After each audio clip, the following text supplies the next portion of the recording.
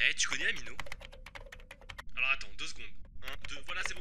Ah mais... Amino, c'est un genre de réseau social communautaire. Bon, imaginons que par le pur des hasards, t'adores Star Wars. Et bah ce que tu peux faire, c'est rejoindre l'Amino que t'as envie, celui qui te plaît. Tiens, regarde, celui-là, il a presque déjà 4000 personnes dessus. Hop, tu le rejoins, et là, bam, c'est la folie. T'as des quiz, des sondages, des fiches encyclopédiques des personnages. Tu te rends compte, il y a presque même plus besoin de l'instant Star Wars à ce niveau-là. Il y a même des conves où tu peux parler des différents thèmes, et puis il y a même du roleplay. En plus de ça, tu peux poster des propres photos, tu peux récupérer celles des autres. Bref, il y a tellement de trucs à faire entre fans. Et imaginons que tu as envie de tester un peu tes connaissances. Et bah regarde, tu lances le quiz, et là, à la fin, tu peux même comparer tes scores pour voir à quel point t'es chaud. Il y a tout qui est pensé de manière communautaire, c'est fou, c'est totalement fou. Ce que tu peux même faire, c'est créer ton propre Amino. Du coup, c'est ce que j'ai fait, et je me suis dit que j'allais faire participer un maximum de monde. Donc à partir de ce sondage, vous pouvez directement influencer le thème du prochain épisode. Alors, tu penses quoi? Il y a tout dans la description, va checker tout ça. Allez, Chico!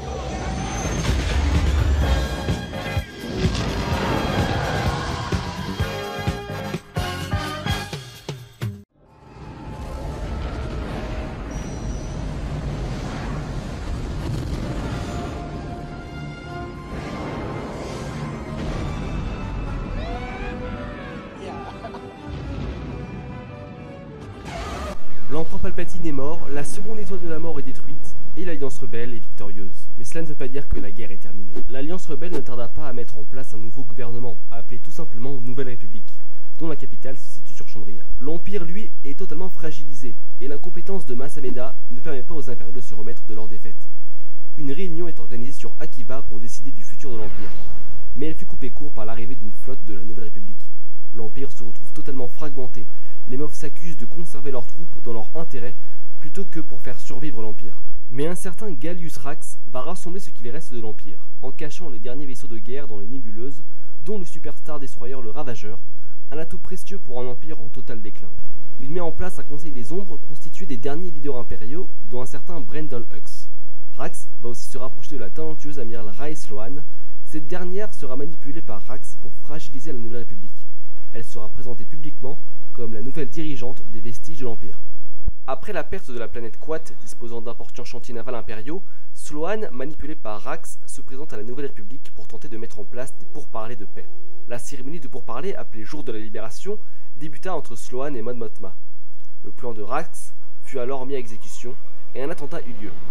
Mon Mothma ne fut que blessé, et Rae Sloane, dégoûté de s'être fait manipuler par Rax, prit la fuite. Après ces événements, Rax s'autoproclama conseiller de l'empereur et dit garder ce titre jusqu'à ce que Sloane revienne.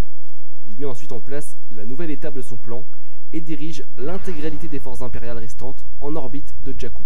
Pendant plusieurs mois, les impériaux attendent l'arrivée de la Nouvelle République. Rax explique que cet exode impérial sur Jakku permet aussi de mettre à l'épreuve ses soldats. Cependant, les conditions difficiles de la planète pèsent sur le moral des impériaux. Certains Stormtroopers commencent à se révolter, mais sont violemment remis à l'ordre. La venue de Rax sur Jakku avait aussi pour but de prendre possession de l'observatoire de la planète. Il existait plusieurs observatoires à travers toute la galaxie. Ces derniers avaient été découverts par Palpatine des années auparavant.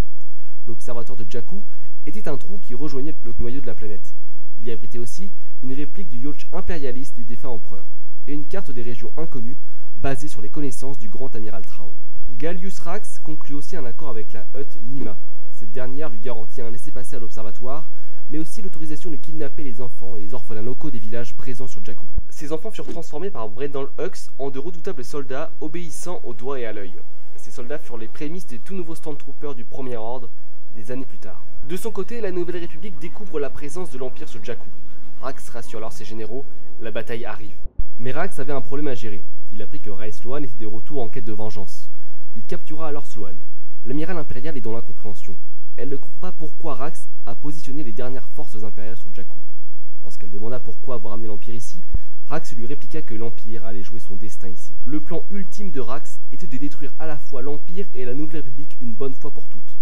Grâce à l'observatoire, Gallius comptait détruire la planète, entraînant l'extinction des deux factions. Il suivait à la fois la volonté de l'empereur Palpatine, qui voulait que son empire sombre avec lui s'il était amené à mourir. Un peu plus tard, la flotte de la Nouvelle République sortit de l'hyperespace. La bataille allait débuter. Rendez-vous très vite pour la suite de cet épisode où vous allez découvrir la stratégie audacieuse de la Nouvelle République et comment Rax mettra en place la volonté de l'empereur. N'hésitez pas à vous abonner à la chaîne pour ne rien louper. Mettez un pouce bleu si vous avez apprécié la vidéo. Je vous dis à très vite et que la force soit avec vous.